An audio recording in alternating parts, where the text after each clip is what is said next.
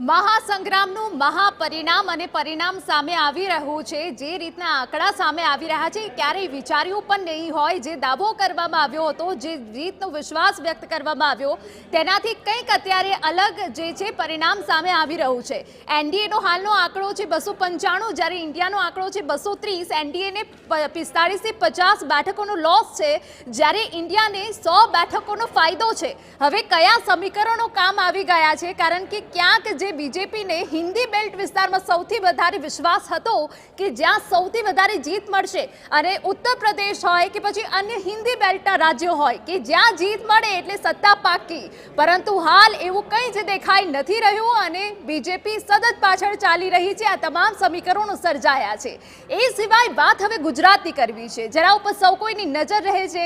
ગુજરાત ભાજપનો ગઢ છે અને આ જ ભાજપના ગઢમાં એક બેઠક એવી છે કે જ્યાં કાંટાની ટક્કર જોવા મળી રહી છે, અને આ બેઠક છે બનાસકાંઠાની। જી હા, ગેનીબેન અને રેખાબેન વચ્ચે અત્યારે કાંટેની ટક્કર જોવા મળી રહી છે। મતોથી આગળ પાછળ થઈ રહ્યા છે।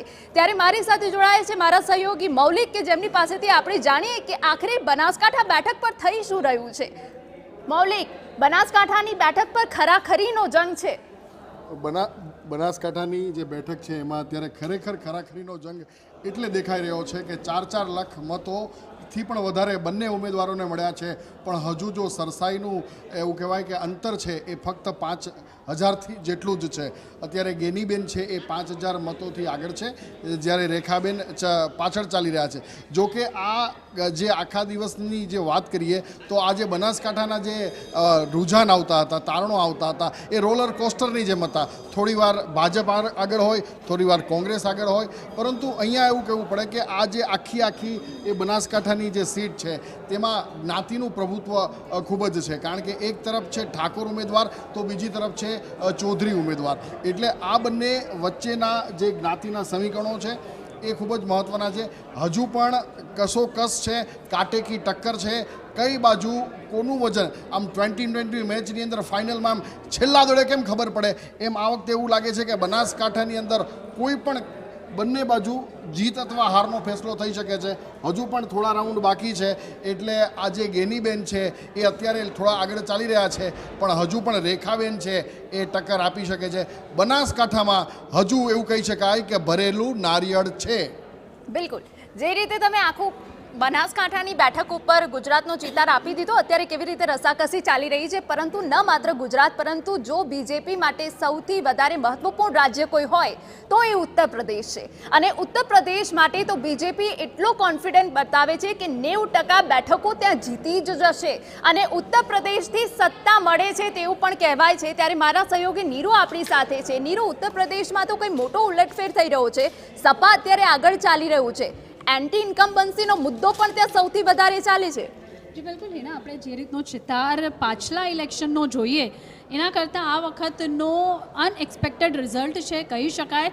ખાસ કરીને એક્ઝિટ પોલમાં પણ જે આંકડાઓ આવ્યા હતા અને એનાથી આ બિલકુલ જ ડિફરન્ટ તમામ રિઝલ્ટ અત્યારે આપણી સામે આવી રહ્યું છે। જોકે અત્યારે ફાઇનલ રિઝલ્ટ આવવાનું બાકી છે, પણ આપણે જણાવી દઉં જે રીતની લીડ જોવા મળી રહી છે તે ચોક્કસપણે ચોંકાવનારી છે અને ઓવરઓલ એનડીએ માટે નુકસાનકારક દેખાઈ રહી છે। ખાસ કરીને આપણે જણાવી દઉં જે મુદ્દાઓ ચાલ્યા છે યુપીમાં, એમાં સંવિધાનનો મુદ્દો, આરક્ષણનો મુદ્દો અને ખાસ કરીને પિછડા વર્ગનો જે મુદ્દાને લઈને ઇન્ડિયા બ્લોકે પ્રચાર કર્યો છે, તમામ સભાઓ કરી છે અને તમામ વાદ વિવાદ પર જે રીતે એ લોકોએ પલટવાર કર્યો છે ભાજપને કે એનડીએને, એ લોકો માટે કામ કરી ગયું છે અને એટલા માટે જ અત્યારે સાયકલે જોરદાર ટક્કર આપી દીધી છે એનડીએને, અને એટલે જ એનડીએને આ વખત મોટું નુકસાન થયું છે। અને મને એવું લાગે છે કે ક્યાંક ને ક્યાંક ખૂબ વધારે અંડર એસ્ટિમેટ પણ કરવામાં આવ્યું છે કે ઇન્ડિયા ગઠબંધનમાં ભલે 40 જેટલી પાર્ટીઓ છે, નાના દળ મળીને એ લોકોએ બનાવી છે, પણ એ લોકોએ આંધી લાવી દીધી જે રીતનું માત્ર યુપીમાં જ નહીં, તમામ અલગ અલગ જગ્યાઓ પર જુઓ, મહારાષ્ટ્રમાં જુઓ,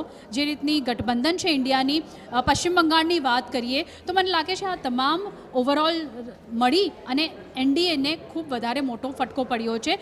તમે સહેમત હશો મારા વાતથી મૌલિકભાઈ અને હીરા? ખાસ કરીને આપણે જણાવી તો અત્યારે ચોંકાવનારી વસ્તુ જે આવી રહી છે, જો કે મથુરા બેઠક પરથી હેમા માલિની આગળ ચાલી રહ્યા છે, પણ સ્મૃતિ ઈરાની જેનું એકદમ જેને લઈને ખૂબ વધારે કોન્ફિડન્સ હતો એનડીએને ભાજપને તે અત્યારે પાછળ ચાલી રહ્યા છે અમેઠીની સીટથી અને ખાસ કરીને રાહુલ ગાંધી રાયબરેલીની સીટથી સોનિયા ગાંધીએ જે 2019માં જે તમામ લીડ મેળવી હતી તે લીડ અત્યારે ક્રોસ કરી ગયા છે, તે બિલકુલ. માર્જિન ક્રોસ કરી ગયા છે. એટલે રાહુલ ગાંધી પણ એક રેકોર્ડ સર્જે તેવું અત્યારે અહીં શક્યતા જોવામાં આવી રહી છે. સાથે વારાણસીની જે બેઠક છે ત્યાં નરેન્દ્ર મોદી અત્યારે 93,600 વોટથી આગળ ચાલી રહ્યા છે. જો કે લીડ અહીં જોવામાં આવી રહી છે, પણ સાથે જ યુપીની કેટલી એવી કી સીટ્સ છે જ્યાં ભાજપ પાછળ ચાલી રહી છે. અને તમે વિચાર કરો અત્યારે ઇન્ડિયા બ્લોકની જે તમામ બેઠકો આવી રહી છે ત્યાંના ગઠબંધનની સાથે તે અત્યારે ખૂબ ચોંકાવનારા પરિણામો, નુકસાનકારક પરિણામ એનડીએ નીરુ, માટે છે. હાલમાં જ તમે જે રીતે જણાવ્યું કે જે દિગ્ગજ નેતાઓ હતા, જે કોન્ફિડન્સ સાથે જીતનો વિશ્વાસ વ્યક્ત કરતા હતા, એ નેતાઓ હાલ પાછળ ચાલી રહ્યા છે.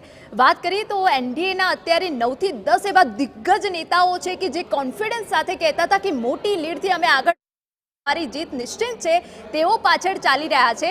તો આ શું તેમનો ઓવર કોન્ફિડન્સ તેમને પાડી રહ્યો છે કે પછી જે વિરોધ તેમની ઉપર થયો છે એની અસર દેખાઈ રહી છે? તમે વિચાર કરો, હિના સ્મૃતિ ઈરાની, કેન્દ્રીય મંત્રી સ્મૃતિ ઈરાનીની જે બેઠક છે એમાં પૂરેપૂરો કોન્ફિડન્સ હતો ભાજપને કે અહીંથી સ્મૃતિ ઈરાની જીતવાના છે. જે રીતે એમને પ્રચાર કર્યો છે ત્યારે પણ જે રીતની જીત એમને મેળવી હતી અમેઠી બેઠક પરથી, અને એટલા માટે જ તમામ લોકોના ઘરે ઘરે જઈને તેમને પ્રચાર કર્યો છે. લોકો સાથે કનેક્શન ખૂબ વધારે સ્ટ્રોંગ હતું, જ્યારે કે કોંગ્રેસ કે પછી રાહુલ ગાંધી તરફથી એ રીતનો પ્રચાર નહોતો જોવામાં મળ્યો. અને એટલા માટે જ ભાજપ પૂરી રીતે કોન્ફિડન્ટ હતી કે આ બેઠક તો નક્કી જ છે અને એ લોકોએ કાઉન્ટ કરીને પણ રાખેલી હતી.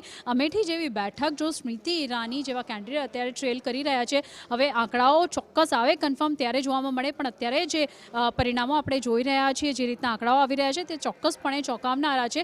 તમે વિચાર કરો, કિશોરી લાલને આનંદ ફાનંદમાં છેલ્લી ઘડીએ કોંગ્રેસ તરફથી ઉમેદવાર તરીકે રાખવામાં આવ્યા હતા. કિશોરી લાલ ગ્રાઉન્ડથી જોડાયેલા છે, એમના એવા એક ઉમેદવાર છે, કોંગ્રેસના એવા એક નેતા છે જે ક્યારે પણ ચૂંટણી મેદાનમાં આ રીતે ઊભા નથી રહ્યા. અને આ વખત છેલ્લી ઘડી સુધી સસ્પેન્સ હતું કે આખરે રાહુલ ગાંધી અહીંથી લડવાના છે કે રાયબરેલીથી લડવાના છે. અને જ્યારે કિશોરી લાલનું નામ અનાઉન્સ કરવામાં આવ્યું હતું આ સીટ પરથી, ત્યારે ભાજપ તરફથી, એનડીએની તમામ દળો તરફથી ખૂબ વધારે આના જે છે ટ્રોલ કરવામાં પણ આવી રહ્યા હતા કે રાહુલ ગાંધી ડરી ગયા છે. પણ અત્યારે રાહુલ ગાંધીને જે રીતનું પરફોર્મન્સ છે એને જોતાં એવું લાગી રહ્યું છે કે ઇન્ડિયા ગઠબંધને જે તમામ રણનીતિઓ અપનાવી છે, જે તમામ સ્ટ્રેટેજી અપનાવી છે, તે અત્યારે તેમને ફળી રહી છે અને એનું ચોક્કસપણે નુકસાન એનડીએને થઈ રહ્યું છે.